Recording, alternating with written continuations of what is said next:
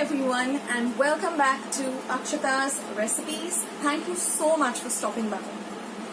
Well, today I'm going to be showing you a very simple pulao recipe, a pea pulao recipe, or you can even call it a vegetable pulao recipe, and it's super delicious and very simple to make.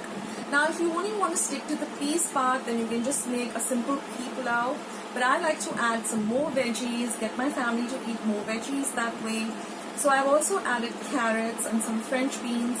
You can add whatever vegetables you want. You can go with small pieces of cauliflower and whatever other vegetables you want to add.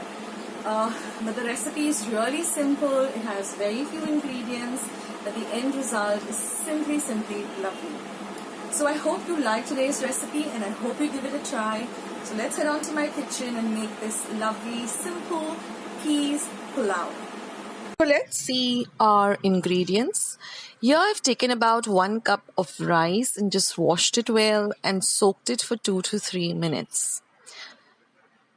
Here I have some whole spices, 2 cardammons, about 4 cloves, about 10 peppercorns and half an inch of cinnamon. These are just 3 maggi cubes. I'm using the chicken flavor. This is 1/4 cup of finely chopped French beans, half a cup of green peas, 1/4 cup of finely chopped carrots. This is a coarse paste of 5 light green chillies, 5 cloves of garlic, and 1 inch of ginger, 1 medium-sized onion, some ghee or clarified butter. So these are all the ingredients we're going to be using to make this lovely pulao. So here I've just taken a pot or a pan and I've just heated about 2 tablespoons of this ghee or clarified butter. We are also going to be using turmeric because I love the yellow color. If you want to leave it a white color, then you can skip using the haldi powder or the turmeric. So once our ghee is hot, I'm going to start by putting in my whole spices that will nicely flavor our oil as well as the rice. The next thing that's going to go in is this coarsely ground ginger, garlic and green chili paste.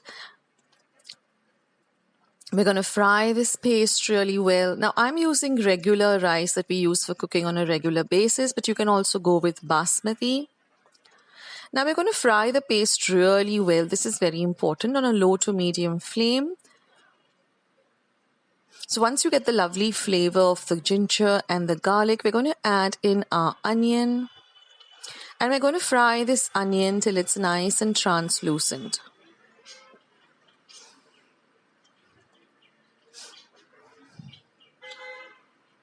Now once our onions are nice and fried, we're going to add in our turmeric or haldi powder.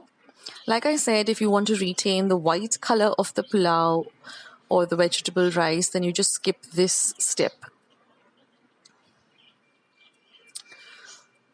Now once that is done, we're just going to add the maggi cubes. Now you can go with any flavor, you can go with the veg flavor, but I love the chicken flavor.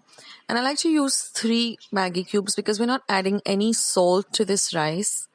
So these 3 maggi cubes are enough. They give a lovely flavor to the rice as well as they also compensate for the salt. Now once our 3 maggi cubes are added, we're going to mix that very well with the rest of our ingredients. Now we're going to just add all the veggies. Now I'm going with peas and carrots and French beans, but if you have a little bit of small finely chopped cauliflower, capsicum, little potatoes chopped up fine, you can add those too. But I like sticking to just these 3 veggies. Now with the rice, we're going to just drain all the water and we're just going to add the rice. Now this 1 cup of rice suffices for 4 people. But if you want to go with more rice, then you'll have to just increase the quantity of the onions and the rest of the ingredients a little bit more. Now we're going to fry the rice a little bit in this bagar, as we call it. We need to fry the rice just a bit. And I like to make this with ghee or clarified butter because it has a lovely flavor to the rice rather than using oil. Now I'm just going to add about double the quantity of the rice that I used. So I'm just eyeballing about 2 cups of water, or rather just enough water to cover the rice by around an inch. Now we're going to increase the flame to high. We're going to ensure that all the rice grains are in the water along with all of the veggies, and we're going to let this water come to a boil. So we're going to increase the flame to high. This is very important. And then we're going to let the water boil vigorously.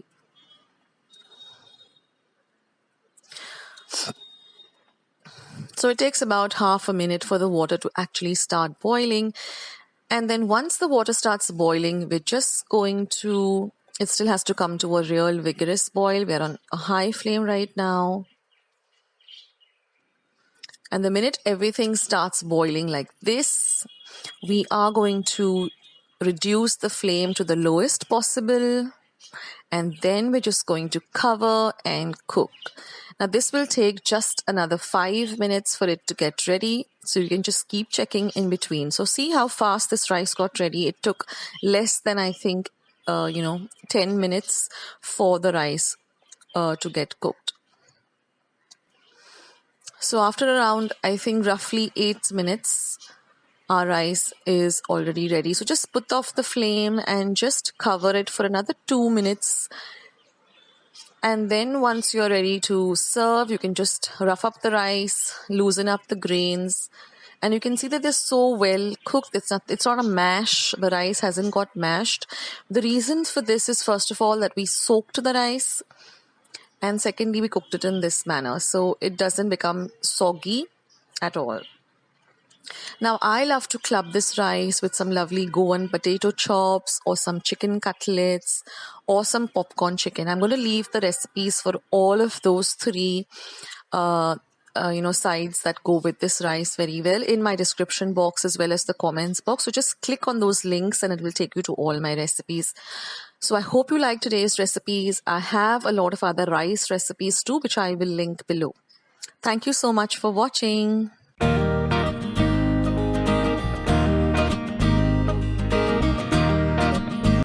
So guys, I hope you enjoyed today's recipe. I hope you do give it a try. I would love to hear from you in the comments box below. And don't forget to give this video a big like by hitting the thumbs up button. Don't forget to subscribe to my channel and become a part of Akshata's Recipes family. And once you have subscribed, do click that bell, because then whenever I put up a new video or I'm live streaming or I'm putting up a vlog, you get a message for the same. That way you won't miss out anything on my channel. So thank you so much for watching. Have a great 2020. Stay healthy, stay fit, be kind and loving to one another. On that note, I'll end this video, but I'll catch you in my next video sooner than you think. This is Akshata saying bye. Bye, take care.